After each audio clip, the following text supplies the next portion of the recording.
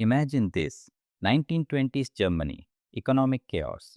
A young man sits in his mother's washroom, not by choice but by necessity.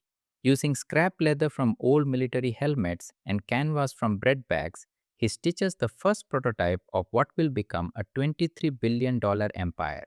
His name? Adolf Adi Dassler. His obsession?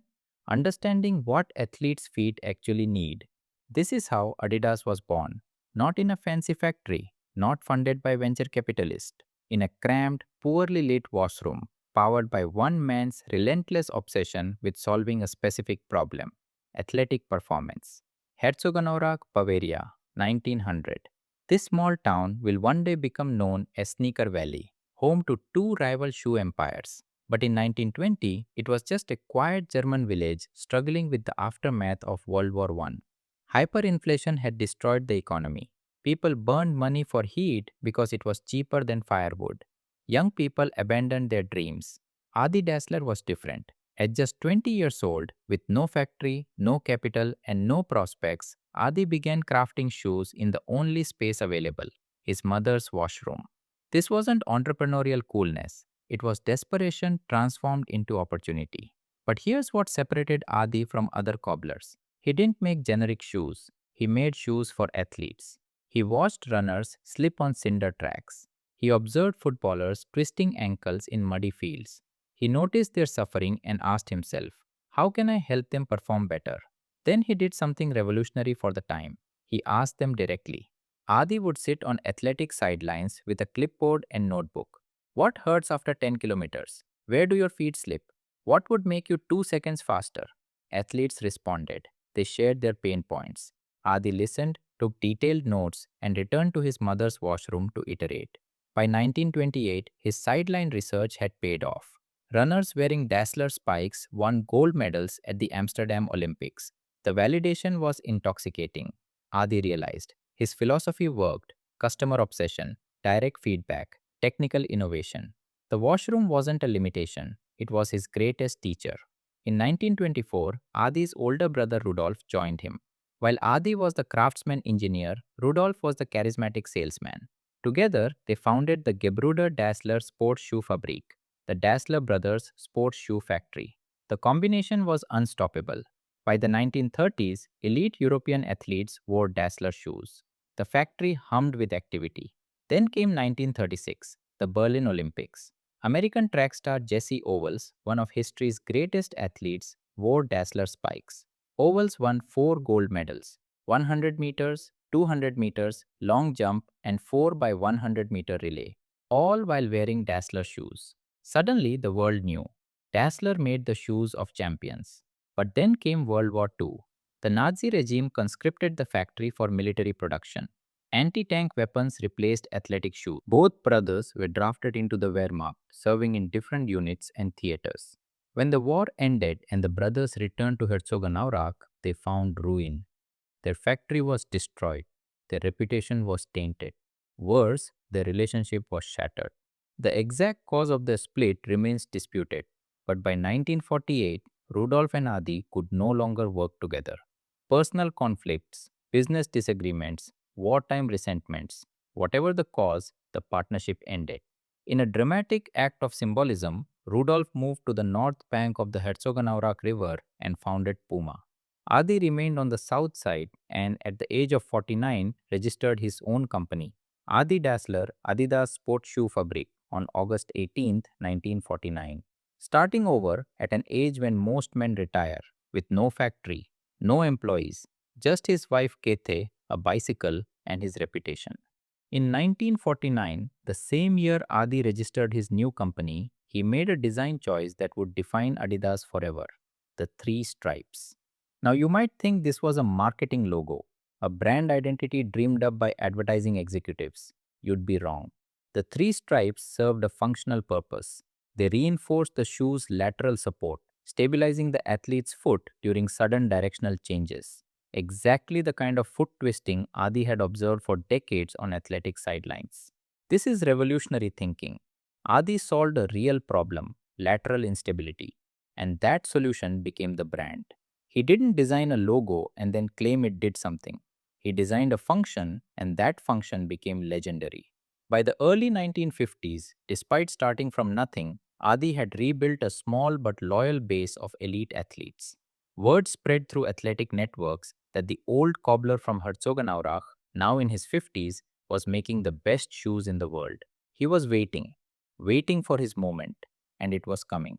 July 4th, 1954, Bern, Switzerland. The FIFA World Cup final. West Germany, a massive underdog. Hungary, the mighty Magyars, unbeaten in 4 years, heavily favored to win. Weather forecast, heavy rain. Adi saw an opportunity. While other shoemakers designed fixed stud boots, studs permanently attached to the sole, Adi had engineered a revolutionary design, removable screw-in studs. Here's why this mattered.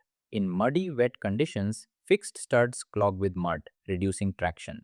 Adi's removable studs could be swapped mid-match. For rain-soaked fields, the German team could use shorter studs on wet grass for better contact, then switch to longer studs for firmer ground. Hungary had no such flexibility. This wasn't luck. This was 54-year-old Adi Dassler, who had sat on athletic sidelines for 3 decades, translating that accumulated knowledge directly into technical innovation. The rain came. The pitch became a mud pit. Germany, wearing Adidas boots with adaptable studs, dominated the slippery field.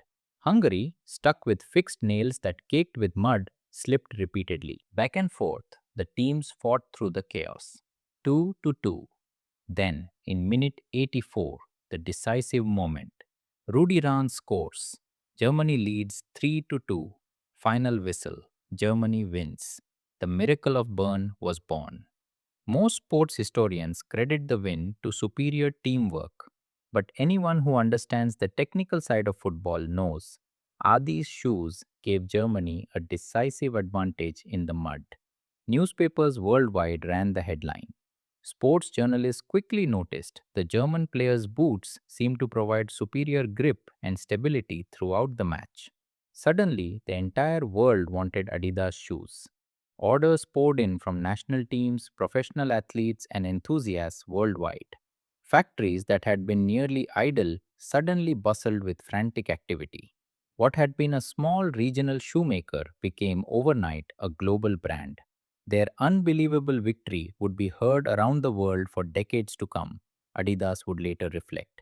And it made Adidas and its founder a household name on football pitches everywhere.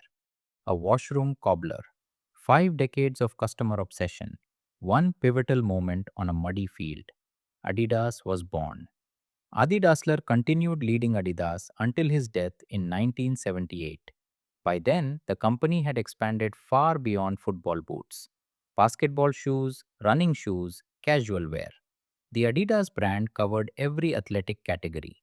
Meanwhile, across the Herzogenaurach River, Rudolf's Puma had also grown into a major competitor. The two brothers, who once built an empire together, now represented rival companies.